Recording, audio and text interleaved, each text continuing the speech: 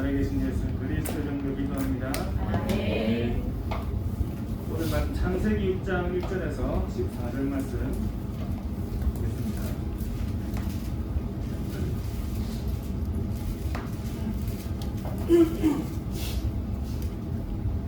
창세기 6장 1절에서 14절 말씀입니다.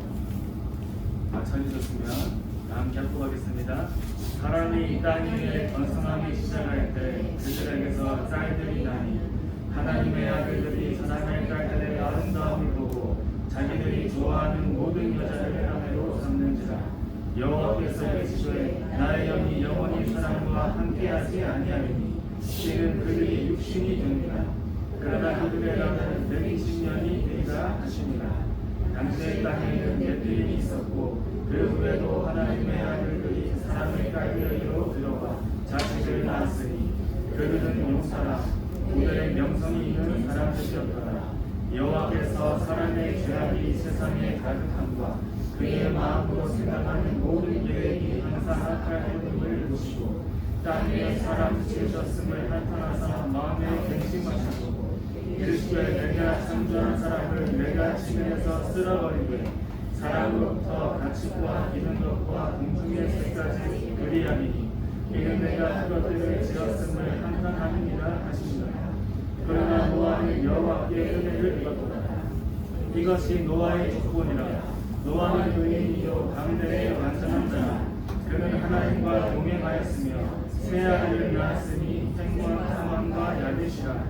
그때에 온 땅이 하나님 앞에 부패하여 포악함이 땅에 가득한 것이라. 하나님이 보신즉 땅이 부패하였으니 이는 땅에서 모든 별 있는 자의 행위가 부패하였더라.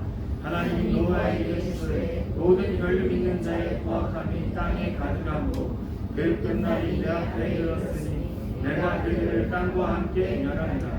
너는 꽃게르나무로 너를 위하여 방주를 만들되 그 안에 편지를 걸고 역청소년 앞에 치라라.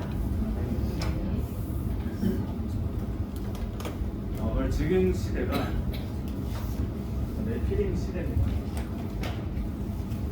좋은 제목이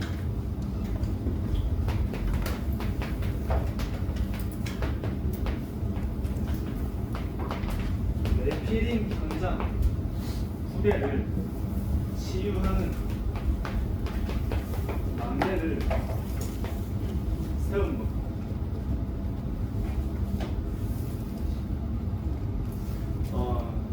최근에도 뉴스를 보셔서 알겠지만 갈수록 정신 문제가 심해지고 있죠.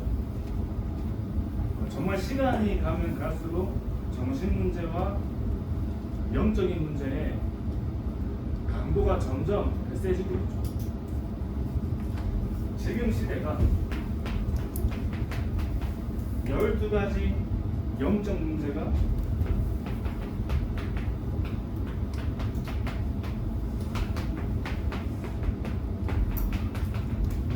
드러난 시대입니다. 이제 12가지 영적인 문제가 드러난 시대예요. 이제는 숨기지도 않고 숨길 수도 없이 막 드러납니다. 이제 초등학생한테 드러나고 중학생한테 드러나고 이제 태유치한테도 드러나요. 오랫동안 숨겨져 있던 영적인 문제가 초등학교 선생님이 돼가지고 드러난 겁니다. 태어날 때부터 각인되어 있던 그 영적인 문제가 혼자 어디서 치유도 못 받고 가만히 오랫동안 쌓여있다가 초등학교 선생님이 돼가지고 드러난 거예요. 그래서 아이를 찌른 겁니다.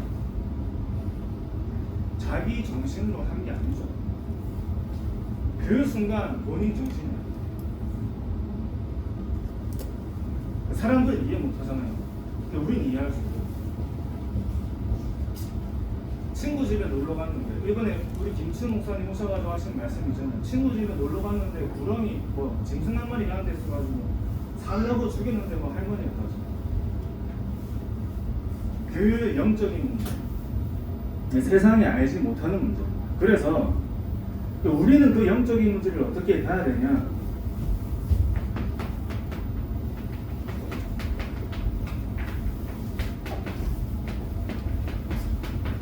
근원적인 영적 문제.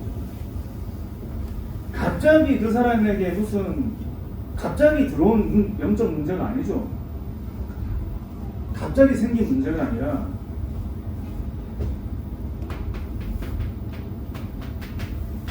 창세기 3장 때부터 시작된 문제죠.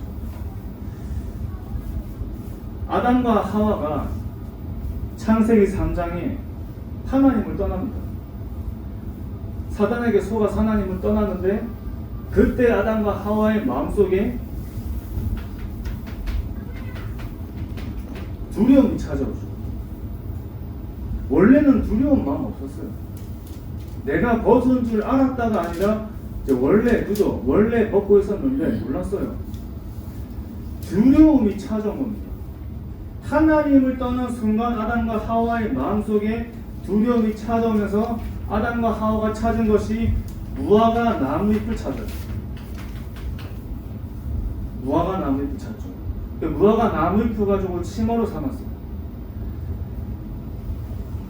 하나님과 함께 해야 하는 인간에게 창세기 3장의 사단이 하나님의 영이 아담과 하와를 떠나면서 영적 존재이기 때문에 영이신 하나님과 함께하는 인간의 마음속에 하나님이 떠난 순간 두려움이 찾아와요. 그때 아담과 하와가 찾은 것이 하나님을 찾는 게 아니라 나뭇잎을 찾아요. 나를 가릴 수 있는 걸 찾아요.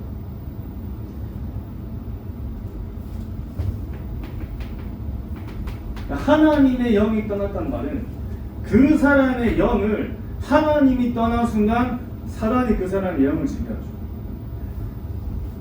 두려운 마음이 들어왔단 말은 하나님을 떠난 순간 아담과 하와에게 두려움이라는 정신문제가 찾아옵니다.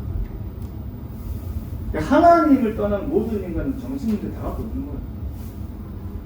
하나님을 떠난 상태로 태어난 모든 인간은 정신문제를 가지고 태어나요. 자, 그러니까 나를 가릴 수 있는 나뭇잎을 찾아요. 물질입니다.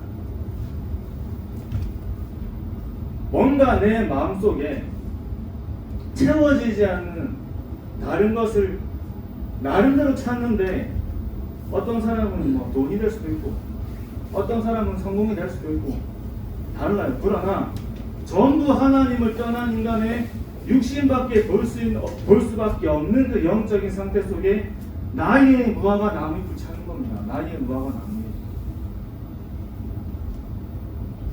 그러나 이것으로 가려지지 않죠. 또 다르게 얘기하면 영적인 죽음이 하나님을 떠난 순간 찾아와서 그 사람의 영적인 상태가 흑암과 혼돈과 공허에 잡힌 영적인 상태예요. 그래서 흑암과 혼돈과 공허에 잡혔기 때문에 지식과 지혜마저 어두워져서 복음을 깨달을 수 없는 영적인 상태로 바뀝니다. 갑자기 된 게 아니죠. 창세기 3장 때부터 있었던 문제가 그 선생님에게 들어간 거죠. 태어날 때부터 그 창세기 3장 속에 내 문제와 내 의지와 내 잘못과 상관없이 그 하나님을 떠나서 나에게 들어올 수밖에 없는 원죄 속에서 나에게 올 수밖에 없는 정신의 문제와 마음의 문제와 그 영적인 문제가 오랫동안 숨겨져 있다가 어느 날 드러난 거예요. 많이 찾았을 겁니다. 그 문제 속에 두려움 속에 그 두려움에서 벗어나기 위해 나의 나뭇잎을 많이 찾았겠죠. 근데 그걸로 해결이 안 돼요. 해결이 안 돼서 못 버티다가 그런 사고를 일으킨 겁니다. 그래서 이 영적인 문제가 또 저와 여러분에게도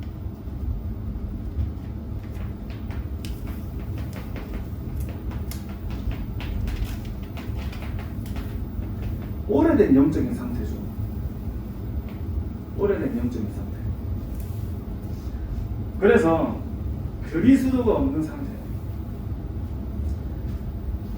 하나님이 아담과 하와를 통해서 낳은 아들이 가인과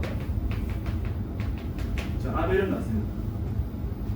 근데 아벨은 하나님이 아담과 하와가 하나님을 떠난 순간 하나님이 아담과 하와에게 주신 피언약을 아벨은 붙잡죠. 그래서 양의 첫 새끼와 그 기름을 하나님께 제물로 드립니다. 양의 첫 새끼와 그 기름을 하나님께 제물로 드렸단 말은 인간이 하나님을 떠나는 순간 하나님이 복음되는 피언약을 붙잡은 거죠. 다시 말하면 아벨에게는 그리스도의 영이 함께한 거죠. 근데 가인은 그 피언약을 놓치고 땅의 제물로 하나님께 제물을 드립니다. 하나님이 그 제물 안 받으세요. 그죠? 그래서 가인이 아벨의 시기 질투해서 아벨을 죽여요.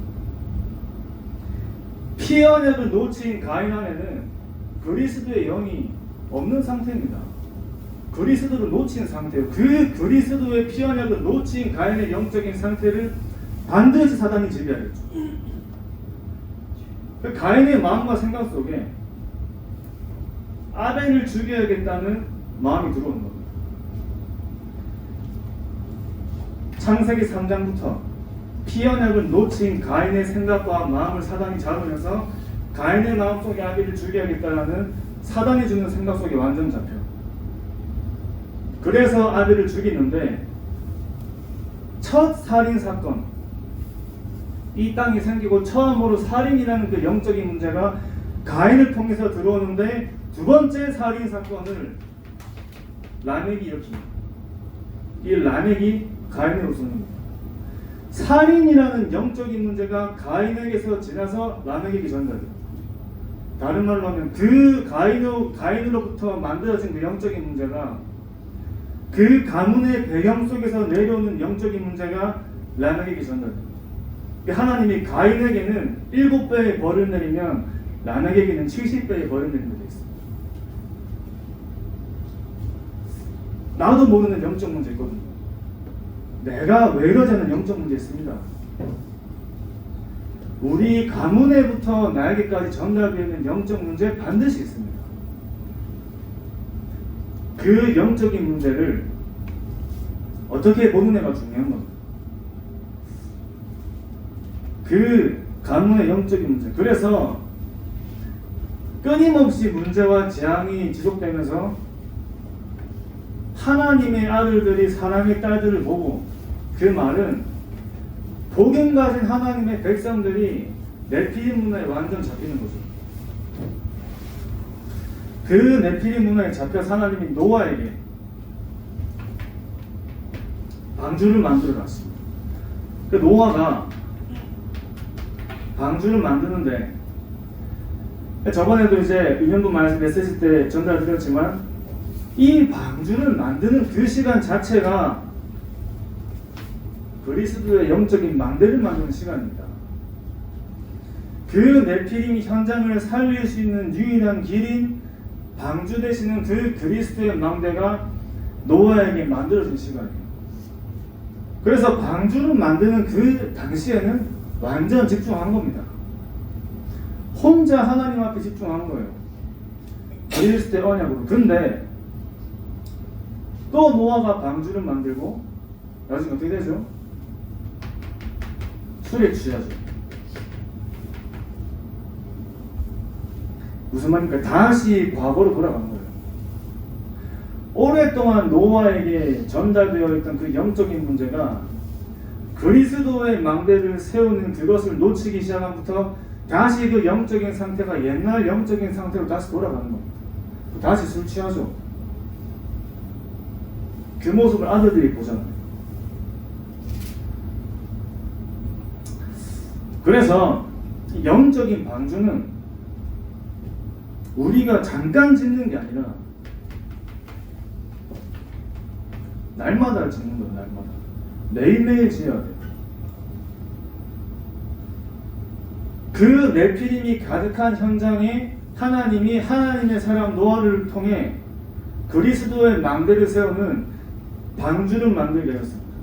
그 영적인 방주를 만든 한 사람을 통해 하나님이 그 현장에 많은 생명을 살리시는 중요한 복음의 망대를 세우셨는데, 모든 생명을 살리시는 그리스도의 망대를 세우셨는데 또 이 방주를 만들기를 멈추기 시작할 때부터 다시 술 취합니다. 다시 옛날 영적인 상태로 돌아가는 거예요. 그래서 그리스도의 망대를 우리가 날마다 만드는 거예요. 우리가 죽는 날까지 계속 만들어야 돼요. 왜 자꾸 돌아가지가 아닙니다. 우리의 영적인 상태가 완전 그리스도를 향해 하나님의 나와 함께 하시는 그 하나만으로 정말 행복할 수 있는 그 영적인 상태. 그래서 제가 어제 우리 금요 철야가 주제가 이제 치유라는 주제로 이제 진행됐잖아요. 그래서 기도를 하는데 많은 우리 질병과 영적 문제에 시달리는 분들의 상황이 많이 기록되어 있어요. 우리가 기도할 때 저 질병을 치유해달라고 기도하잖아요. 제 마음에 하나님, 저 질병이 치유되는 게 치유입니까? 저 성도님의 정말 그 암이 치유가 되는 게 응답입니까?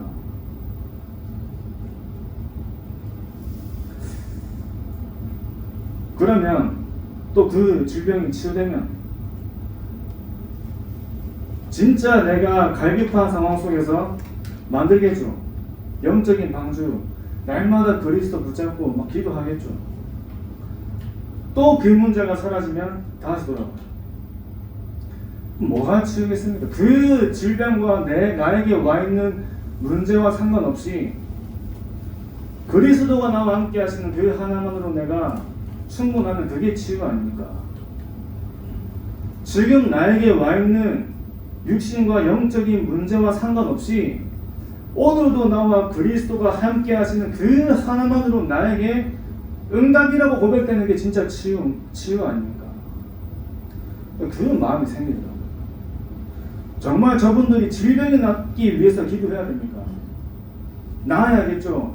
당연히 기도해야겠죠. 그러나 정말 저 사람들의 인생이 변화되어지고 증인으로 서기 위해선 그 질병과 영적 문제와 상관없이 이 복음 하나로 우리 인생에 모든 것임을 고백할 수 있는 그 영적인 상태 속에 진짜 치유가 시작되겠죠. 우리의 삶의 치유와 육신의 치유와 정신의 치유는 영적인 치유에서 시작되는 겁니다. 그리스도로 내가 정말 충분해질 때 사실 저도 그런 치유 대상자예요. 제가 저번에 말씀드렸지만 조현병으로 시달리는 청년이 전국을 돌아다녀요. 근데 보니 복음으로 살아다녀서 이제 교회 주변만 돌아다녀요. 재밌더라고요, 진짜. 제가 살아가다가 본인이 좀 이렇게 치유가 됐어요. 그분 생각 속에 서지훈 전도사랑 결혼해야 내가 살겠구나.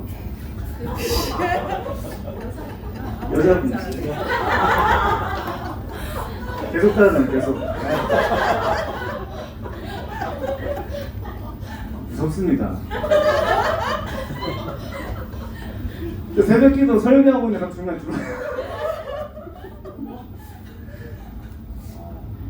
새벽에 새벽기도 설교 때문에 교회 주차장 새벽에 어둡잖아요.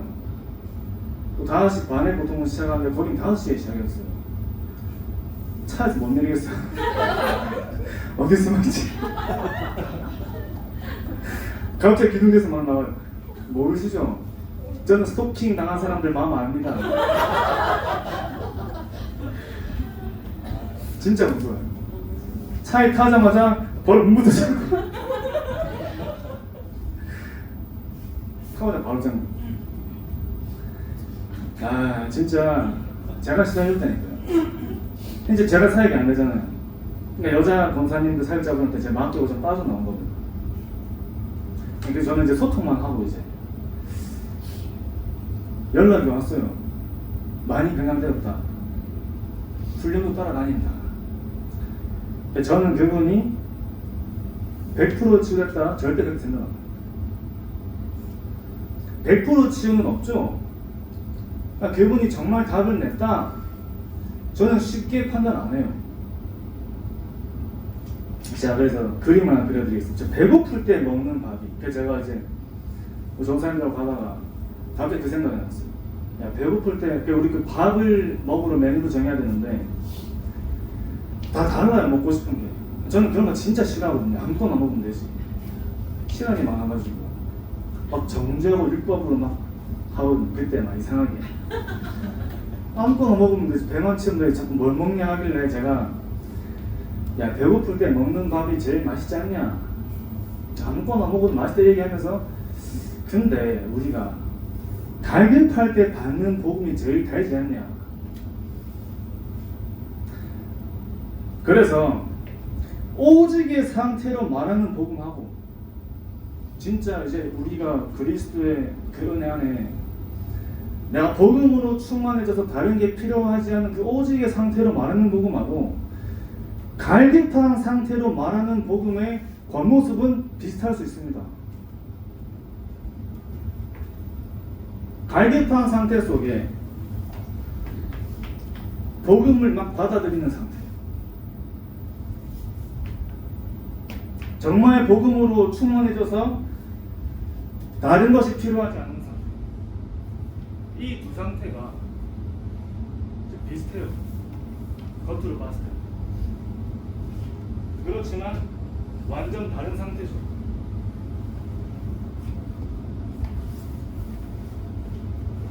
완전 다른 상태. 지금 그분의 상태 이런 상태죠. 막 복음에 받고 있는 상태, 복음에 갈급한 상태. 그러니까 교회 다니고 공예배 납치하는 훈련 받더라고요. 근데 언제 알 수 있습니까? 문제가 오거나 응답이 왔을 때 알 수 있습니다. 그래서 정말 저와 여러분들의 그 영적인 상태가 이 상태로 가져야겠죠. 정말 복음이 충만해져서 나에게 다른 것이 필요하지 않는 상태, 오직의 상태. 그래서 류 목사님 말씀하시는 게 하루 종일 메시지만 듣는 사람이 있다. 그 사람은 둘 중에 한 개다. 제자거나 갈급한 거거나. 예전에 이렇게 얘기하신 적 있습니다. 진짜 그 한 개인을 그리스도로 완전히 재창조되는 그런 중요한 여정을 가게 해줘야 됩니다. 그래서 늘 각인뿌리 체질을 바꾸라고 말씀하시는 거예요. 우리의 근본 영적인 상태를 바꾸라는 거죠. 자꾸 나의 오래된 과거 속에 속는데, 이번에 우리 신입생 영상 올려갈 때 장성도 목사님 오셔가지고 엄청 뭐라고 하셨어요. 똑바로 하라.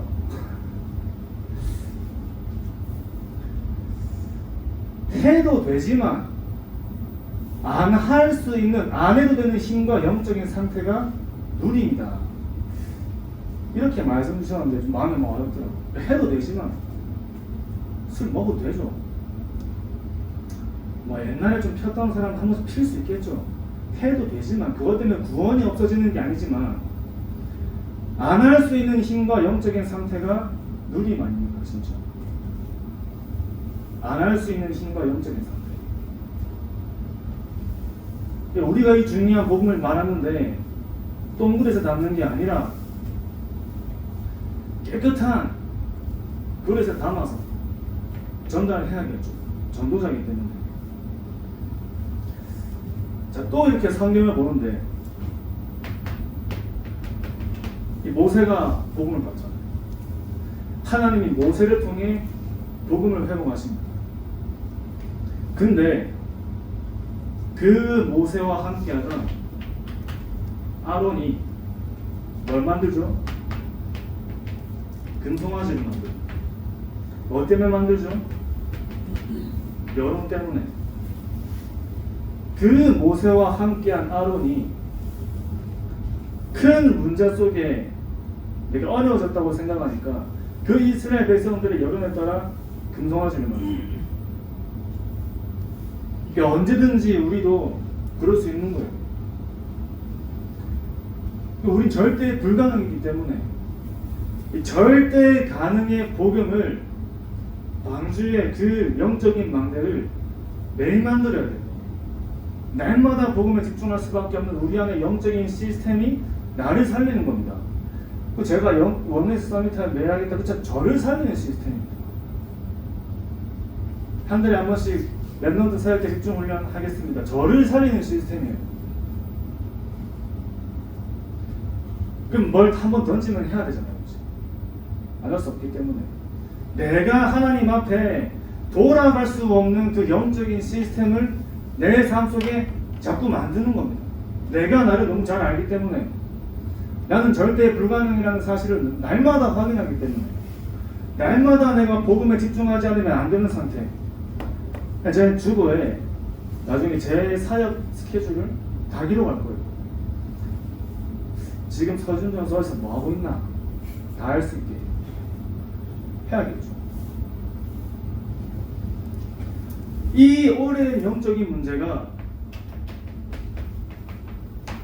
드러난 영적인 문제로 어느 날 드러나기 시작하는 겁니다. 그래서 창세기 3장의 영적인 문제가 그 한 사람의 생각과 마음을 완전히 사로잡아서 그 사람의 삶으로 드러나게 만드는 거예요. 삶으로. 창세기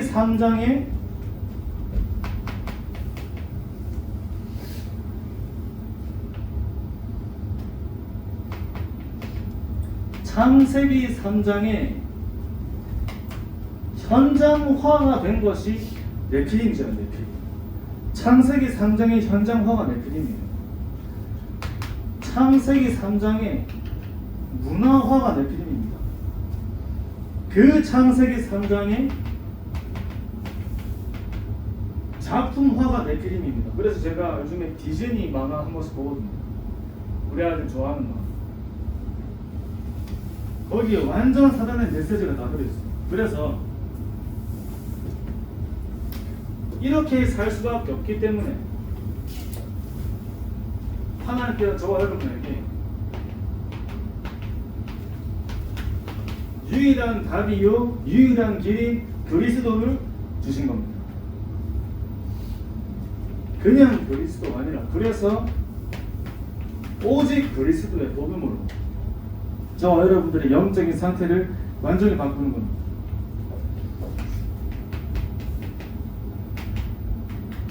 여자의 후손의 그리스도.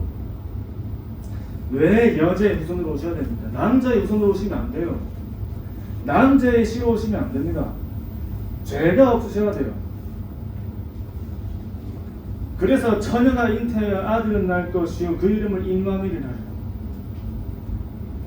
여기 목사님께서 의사에게 복음을 전하는데 이사야 7장 14절 말씀하시면서 처녀가 잉태하여 아들을 낳을 것이고 의사가 어떻게 처녀가 잉태하냐 이런 말 하게 돼요. 목사님 의사한테 그 의사분한테 의사가 머리가 나쁘네.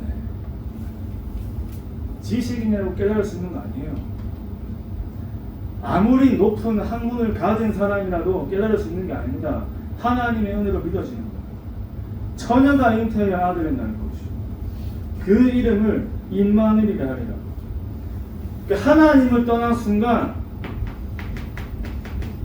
우리가 죽어야 하는데 그리스도께서 아담과 하와에게 가죽옷을 지어입히시면서 너가 나를 떠나 죽어야 하는데 너가 나를 떠나 피 흘려야 하는데 내가 너희를 대신해서 피 흘리고 죽으실 그리스도를 보내시겠다는 그 언약의 복음을 아담과 하와에게 입히십니다.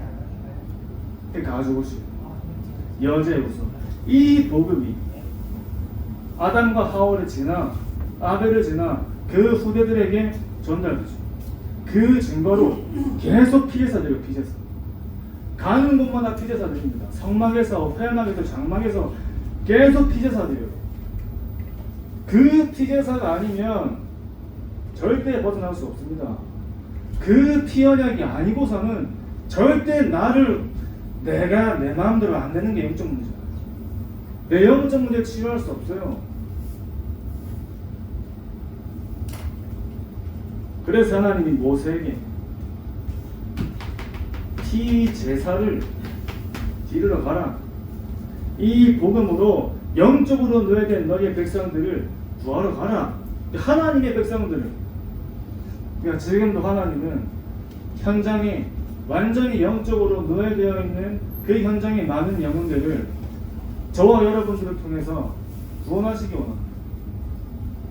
우리가 있는 현장 속에 완전 네피림으로 잡혀있는 현장과 후대들이 그리스도로 살아나요. 방금 전에 그 돌아다니시는 그 청년이 이모가 무속인이에요. 무속 배경이에요. 무속 배경. 우리 주위에 많이 있는 거죠. 그래서 처녀가 잉태의 아들을 낳을 것이요 그 이름을 임마누엘이라 하리라. 마태복음 16장 16절 말씀에 주는 그리스도시요 살아계신 하나님의 아들이십니다. 창세기 3장 문제를 해결하신 분이시요 살아계신 하나님의 아들이십니다. 우리의 과거, 현재, 미래 문제를 다 끝내신 분이시요 살아계신 하나님의 아들이십니다. 우리의 영적 문제를 해결하신 분이시요 살아계신 하나님의 아들이십니다. 그분이 주는 그리스도시요 살아계신 하나님의 아들이십니다로 우리를 구원하신 그 구원의 길을 여신 주인공으로 오신 겁니다. 우리에게 이 사실 하나만으로 늘 감사가 되어야겠죠. 이 사실 하나만으로 감사가 될 수 없는 영적인 상태가 우리 안에 지금 만들어진 게 아니라 오랫동안 만들어진 창세기 3장 때부터 우리 가문을 지나 나에게까지 나에게 와 있는 영적인 문제가 많은 사람들을 살리는 중요한 메시지로 바뀌는 거예요. 내가 겪고 있는 정신의 문제, 내가 지금 겪고 있는 삶의 문제, 현장의 문제가 다른 현장과 다른 사람을 치유하고 살릴 수 있는 메시지로 바뀌어요.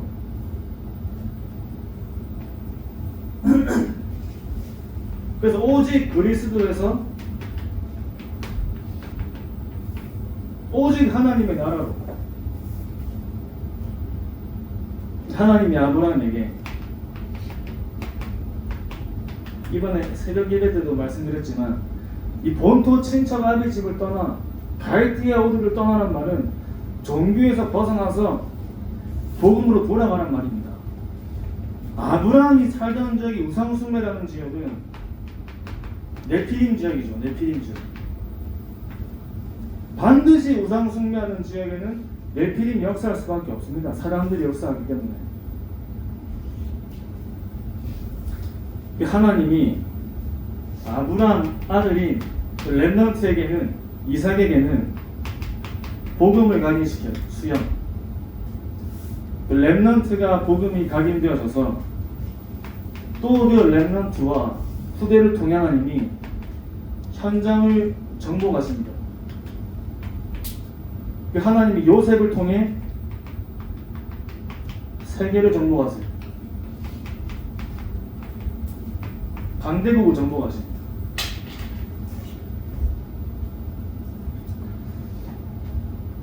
저와 여러분들의 시간 속에 렘넌트들에게 복음을 각인시키는 게 굉장히 중요한 사역입니다.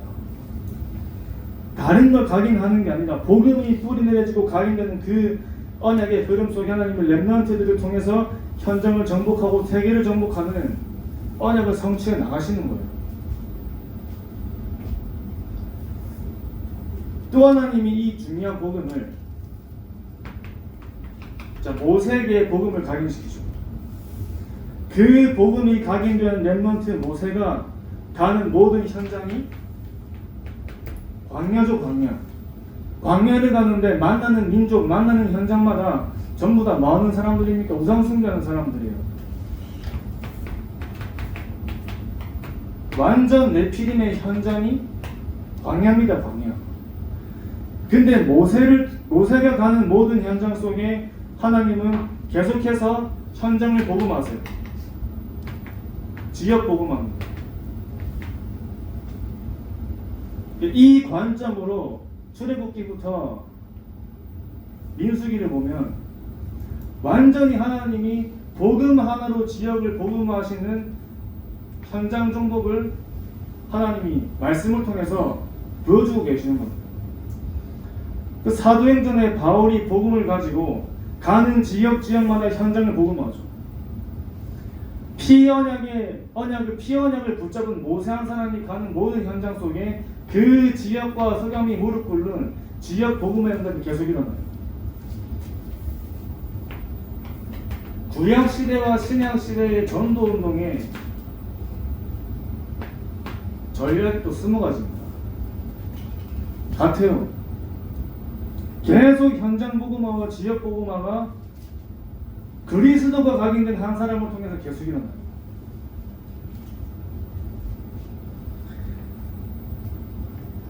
또 이 복음이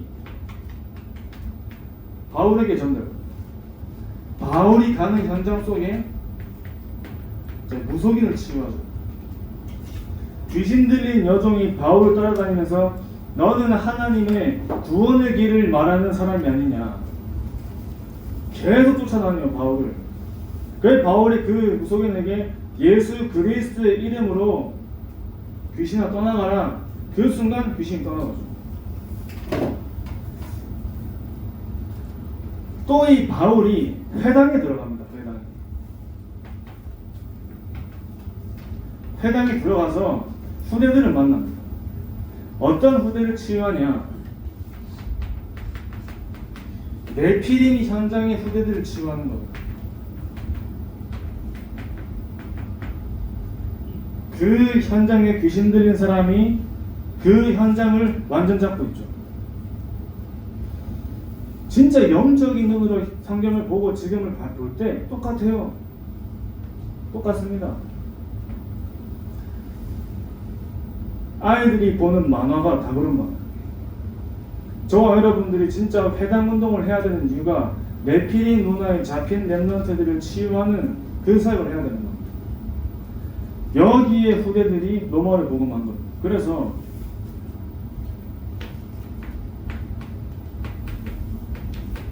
오직 성령이 너에게 임하시면 너희가 증인들이다. 저와 여러분들의 땅끝은 237 5천의 후대, 이번에 WS 리모사님 말씀하신 겁니다. 이스라엘의 후대가 저와 여러분들의 땅끝입니다. 여기에 저와 여러분들이 언약을 가지고 이제 가는 거죠. 그래서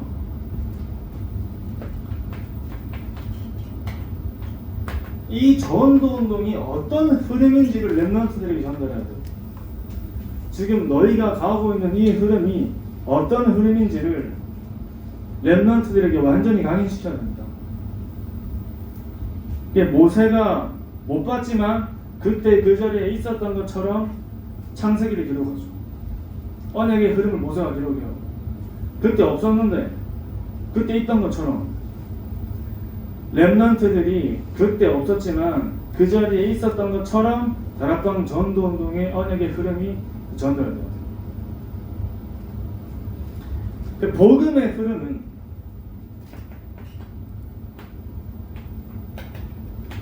복음의 흐름이 흐르는 곳에 현장의 흐름이 바뀌는 겁니다. 복음의 흐름이 흐르는 곳에 물도 깨끗한 물에 많은 생명이 찾아와요. 복음의 흐름이 흐르는 거기에 지금도 영적으로 갈급한 사람들이 그 복음을 위해서 찾아옵니다. 그러니까 다른 복음 얘기하면 안 돼요. 다른 복음, 틀린 복음. 뭐가 틀린 복음입니까?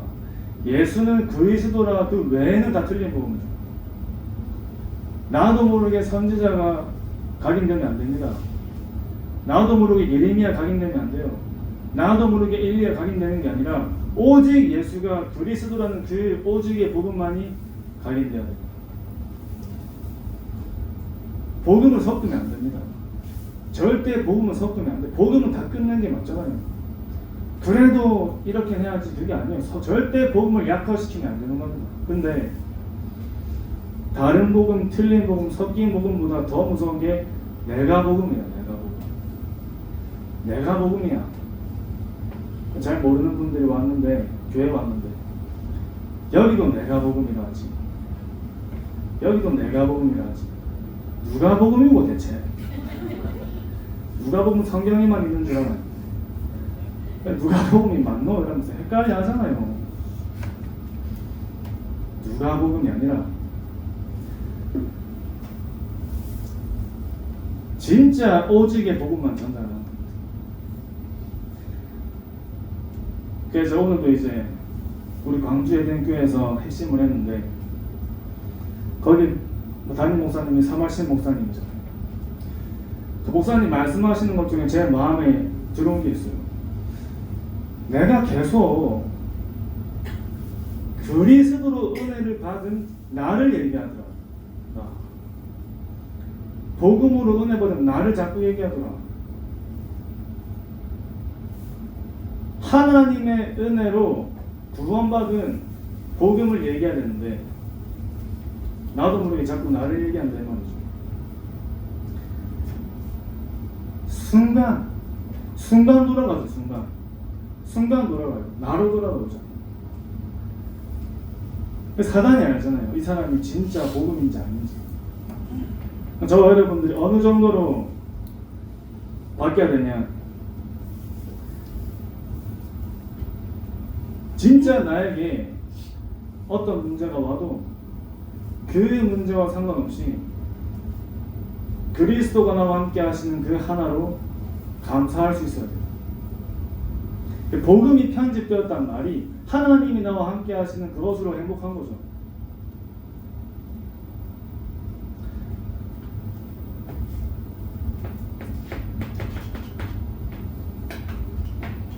전도의 흐름입니다. 전도의 흐름이 가는 곳에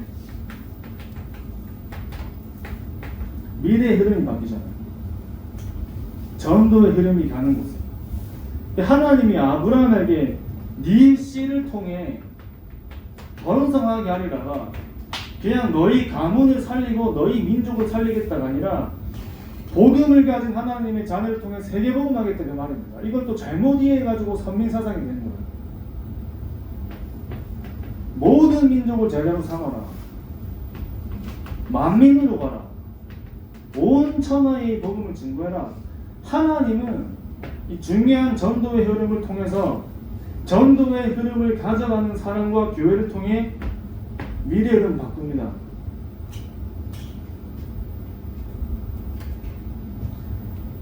우리 개인과 교회도 마찬가지죠. 이 전도의 흐름을 가지고 그 전도의 흐름을 가지고 가는 그 사람을 통해 그 사람이 가는 현장에 미래가 바뀌어요. 그 현장에 복음 안 전해지면 계속 일어나요. 계속 문제가.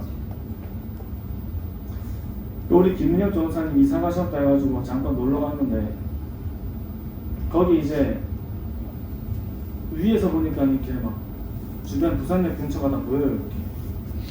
거기 보니까 주기철 목사님 계셨던 초령교회가 보여요. 이제 많은 한국교회 우리 렘넌트들도 막 이제 가죠. 탐방하러. 근데 거기가 전부 다 동네가 그 있잖아요. 산에 작은 집 벽돌이 쌓여있는 그런 동네죠. 유목사님 옛날에 사시던 그 안창마을 같은 그런 느낌이죠. 아직까지 발전이 안 된 동네. 그 밑에 중국 학교 있어요. 그 조금만 가니까 러시아 식당 있어요. 술집 있어요. 러시아 애들이 거기서 오만 범죄를 가져오셨거든요. 제 마음에 좀 시간 날 때 저기 좀 가봐야겠다. 그냥 돌아봐야겠다. 지금 우리 바로 옆에 있는데 가까이 있는데 놓치는 게 많은 거죠. 그래서 저와 여러분들이 이 언약의 흐름을 전달할 때 우리의 후대의 흐름이 바뀌는 겁니다. 우리의 후대의 흐름 바꿔줘야 돼요. 언약의 흐름으로.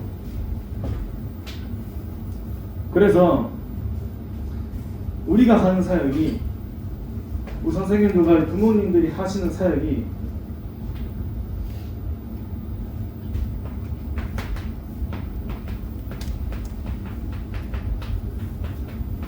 흐름을 바꾸는 사역입니다. 흐름을 바꾸세요. 그래서 우리 안에 삶들이죠. 우리 안에 삶들. 어떤 삶들이냐면 TCK의 뜰이 있어야 돼요. 이거 지금부터 구상하면서 우리가 건축도 해야 되고 현장도 세팅하는 겁니다. 그냥 치유의 뜰이 아니라 중독 치유의 뜰이 있어야 됩니다. 전부 중독돼요. 전부 중독 치유의 뜰이 있어야 됩니다. 그리고 정말 아이들 서밋으로 만드는 영적 서밋의 뜰이 있어야 됩니다. 현장 살리는 금토 시대. 그냥 모여가지고 우리끼리 노는 게 아니라 어떻게 해야지 현장 살릴 것이냐. 집중도 하고 전도 훈련도 받고 은연중에 합숙 훈련을 뿌리 내리는 거예요. 합숙 훈련. 그래서 결국 랩런트들이 세계를 살리는 묵상 시대로 주역이 될 수 있도록 우리가 하는 사역이 랩런트들이 혼자 기도할 수 있도록 이걸 보고 개인화라고 하죠. 혼자 기도할 수 있도록. 그래서 진짜 네피림 현장, 네피림 부대를 치유하는 그 그리스도의 망대가 우리 안에 서야 돼요. 저는 랩런트들이 이 훈련의 흐름 속에 진행하는 것도 당연히 계속 해야겠지만 결국 제가 아무리 많이 현장 가서 애들 만나도 일주일에 한두 번이에요. 부모님의 영적인 상태가 바뀌어야 됩니다. 우리의 영적인 상태가 바뀌어야 돼요. 그래야 그 영적인 것이 아이들에게 전달되기 때문에 가정에서 복음이 회복될 때 완전히 흑암이 무너지는 점이 있습니다. 그래서 이제는 우리 교사 세미나, 교사 워크샵을 이름 했는데 이름 바꾸려 했습니다. 랩런트 사역자 집중 훈련으로 바꿨어요. 선생님들과 부모님들이 같이 듣는 훈련입니다. 그래서 이제 한 달에 한 번씩 제가 다음 주에도 이제 화요집회 참여하는데 3월달 우리 훈련은 우리 화요집회 메시지라고 화요집회 메시지 가지고 이제 할 겁니다. 그래서 계속 흐름을 가야 돼요. 흐름을 세계복음화의 흐름하고 지금 나의 흐름이 같이 가야 됩니다. 우리는 처음과 마지막을 같이 보는 전도운동을 해야 됩니다. 처음과 마지막을 같이 보는 사역을 해야 돼요. 그래서 하나님께서 우리 영도에 역사하는 그 네피림의 망대, 그 현장의 흑암의 망대, 그 학교를 복음할 수 있는 키가 랩런트들 부모님입니다. 서여경 집사님 와 계시는데 집사님이 그 학교를 복음할 수 있는 망대예요, 망대. 그래서 정말 올해 주신 말씀처럼 네피림이 현장을 저는 올해 무당, 법당 몇 개 뜯는 생각을 많이 하거든요. 네피림 현장을 치유하려 했으니까. 저는 무속인 깃발만 요즘 두근두근만 거립니다. 들어가고 싶어가지고. 한번 들어갈까 나와야 되는데 시간이 없어서. 네피림 치유하려 했으니까. 근데 앞으로는 네피림 현장 아니면 안 돼요. 무속인 중에 마지막 우리 얘기만 말씀드리고 마치겠죠. 무속인 중에 대대로 내려와서 신을 받는 거 보고 세속무를 하잖아요. 세속무입니다. 세속무. 보통 그렇게 신을 받아가지고 무속인 하는 분들이 많은데 요즘에는 하도 접신이 발달돼가지고 어느 날 갑자기 신을 받는 강신무로 무속인 하시는 분들도 많아요. 그 말은 이제는 그 가문으로부터 내려와서 전달되는 그 영적인 문제가 바로 파고든다 그 말입니다. 그 개인으로 바로 파고들어요 이제. 교회가 많아지고 현장에 생명운동이 일어나고 랩런트들이 점점 갈수록 살아나야지 갈수록 무당집만 더 늘어나고 있어요. 제가 방송 보는데 이수근하고 그 누굽니까 농구 선수 서장훈하고 뭐 곤조 같은 거 붙이고 나와가지고 전 봐주는 이런 거 하던데 거기 오는 사람들 보세요. 다 영적 문제가 와가지고 우리 너무 답을 잘 알고 있는데 그 사람들은 그 답을 찾다 어디까지 갔습니까? 거기까지 간 거예요. 저는 이번 초등학생 살인 사건도 하나님이 복음 가진 저와 여러분들에게 주시는 경고다 이렇게 생각합니다. 지금은 너희가 모르는 아이가 그렇게 당했지만 너희 랩런트가 당해봐야 전도운동 하겠냐? 그죠? 만약에 우리 교회 랩런트라 생각해보세요. 교회 분위기 말이 아닐 겁니다. 그런 현장 보고 우리 마음이 우울해요. 그 하나님의 마음과 하나님의 눈이 있는 곳에 우리가 가야 되는 거예요. 진짜 그 현장 보고 우리 가슴이 울어야 됩니다. 그냥 그래 전도해야지 복음 필요하지 그게 아니라 그 현장의 범죄의 잔혹함을 얘기하는 게 아니라 그 사람들이 그런 사건과 사고 속에 영적 문제가 드러나가지고 현장에 문제를 일으켜서 그렇게까지 드러났다는 것은 복음 가진 전도자들에게 SOS 치는 거 아닙니까? 영적으로 나 좀 살려달라고. 분명히 그 선생님한테 물어보면 자기도 왜 그랬는지 모르겠다고 얘기할 거예요. 사단에게 잡히고 않고서는 절대 할 수 없어요. 그래서 정말 올해 우리 이준부 선생님들께서 우리 영도의 법당 몇 개 뜯으시기 바랍니다. 현장에 말씀운동 일어나면 뜯어야 돼요. 제가 대구에서 미션을 생활하는데 자꾸 말이 길어지는데 4층에 살았거든요. 5층에 살았어요. 4층도 죽을 쌓여도 4층이 없어요. 4층이면 4층이지 5층이라 해가지고. 그래서 3층에 무속인 집이 좀 이렇게 있었어요. 작게 하시는가 봐요. 우리 교회 미션으로 정선이 2분 살았거든요. 저 대학생 때. 야 우리가 여기 면색에 교회 미션인데 밑에 무속인 집 있으면 되겠냐. 기도 좀 하자. 3달 지났어요. 2층에 철학관 한 개 더 생겼어. 이게 지금 웃을 일이 아니잖아요. 얼마나 영적인 힘이 없으면 철학관이 하나 더 생긴 가짜 우리가 자기들 뭐 위로한다고 가짜 할 거다. 가짜라도 거기 사단이 역사하는 거 아닙니까? 그만큼 우리가 영적인 힘이 없으면 안 돼요. 진짜 저는 확신하거든요. 내가 좀 못 누리고 우리가 영적으로 무너지고 영적인 상태 안 좋을 때 있잖아요. 그래도 내 안에 함께 하시는 그 그리스도가 흑암을 이기신 참 왕 되신 그리스도란 그 사실만 내가 붙잡고 현장 가도 그가 무너져요. 내 영적인 상태에 따라서 제한받으시는 그리스도가 아닙니다.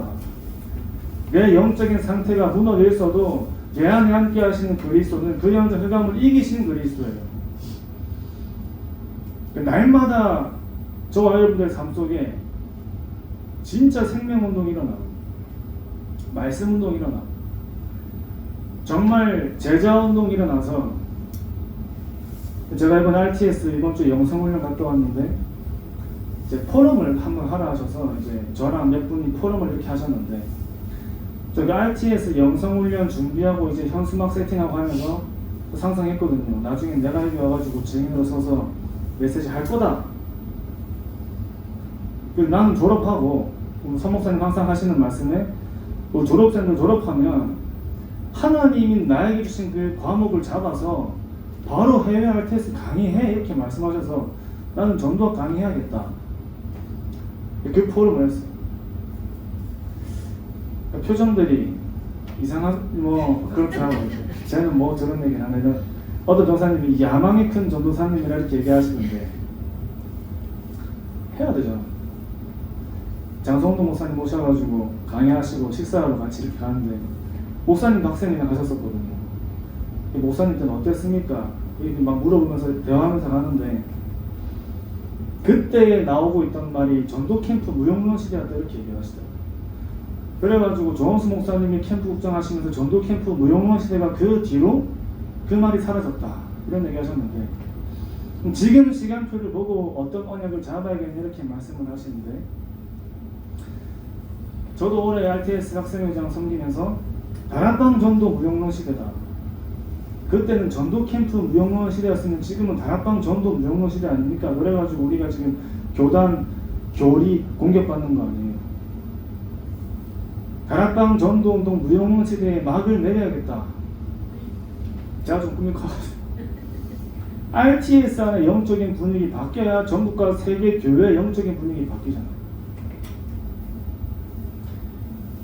그래서 진짜 얘기했어요. 표정들이 그러시겠네요. 증인들이 필요한 시대다. 나를 위해서, 우리를 위해서가 아니라 하나님과의 복음운동을 위해서 증인들이 필요한 시대 아니냐. 다들 증인들 준비하시라고 제가. 저와 여러분들이 렘넌트들에게 이 언약의 흐름을 전달하는 것 중 가장 확실한 방법이 증인으로 서는 거예요. 문제 앞에 흔들리지 않는 증인. 정말 큰 가정 문제 앞에 흔들리지 않는 증인. 현장 문제 앞에 흔들리지 않는 증인. 자녀들이 선생님들, 부모님들 볼 때 아니 지금 집에 이런 문제가 와 있는데 우리 부모님은 왜 이렇게 아무 문제가 없어 보이지 할 만큼 복음으로 완전한 그리스도의 망대에 서야 됩니다. 그래야 렘넌트들이 문제 왔을 때 흔들리는 게 아니라 그리스도로 확실하게 도전하는구나 보면서 배워야 돼요. 전도가 뭔지 보여줘야 됩니다. 전도하는 걸 보여줘야 돼요. 그게 팀사역 중에 팀사역이에요. 아무리 우리가 이론을 많이 얘기해도 렘넌트들 시간 지나면 그거 다 잊어버려요. 보여주고 듣고 체험한 것들이 각인되고 뿌리내려서 시키지 않아도 그 언약의 흐름을 이어가는 겁니다. 진짜 성경적인 다락방 전도 운동의 전환점의 시간표 속에 정말 네피림이 현장에 죽어간 그 후대들이 여기 계신 선생님들과 또 부모님들을 통해 회복될 줄 확신합니다. 기도하겠습니다. 하나님 아버지 감사합니다. 12가지 영적인 문제가 드러난 시대에 하나님께서 이 복음운동과 전도운동의 중요한 사명을 우리에게 맡겨주심에 감사드립니다. 지금도 죽어가는 그 모든 네피림의 현장과 후대들을 살리는 그리스도의 영적인 망대를 세우게 하여 주시옵시며 가는 모든 현장 속에 발걸음 속 우리 모든 가정 속에 우리 자녀들과 렘넌트들 속에 오직 복음의 망대가 세워져서 모든 현장과 세계의 해감을 무너뜨리는 전도운동의 증인으로 서게 하여 주시옵소서. 살아계신 예수 그리스도 이름으로 기도합니다. 네, 감사합니다.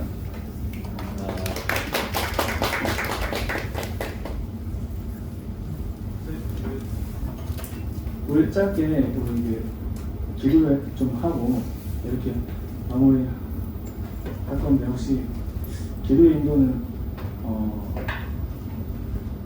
다른 분이 해주실까요? 제가 하겠습니다. 그럼 우리 이제